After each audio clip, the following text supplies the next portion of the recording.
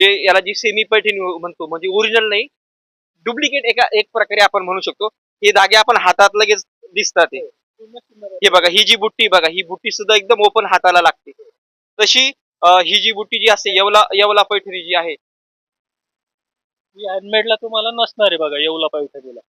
ही बघा आता ही जी बुट्टी हिचे धागे वगैरे हाताला लागत नाही शक्यतो. पूर्ण लॉक केलेले असतात दोन्ही पण बाजूनी. दोन्ही बाजूला लॉक केलेले आहे आणि हाताने बनवलेली आहे.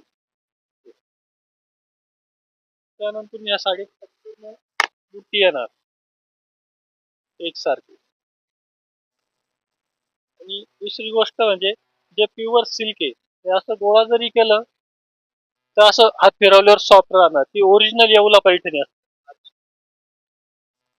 ठीक आहे, म्हणजे आपण याला गोळा जरी केलं समजा असं हाताने, हे जर आपण हाताने फिरवलं तर परत एकदम व्यवस्थित होणार. कारण प्युअर सिल्क असते ना ती.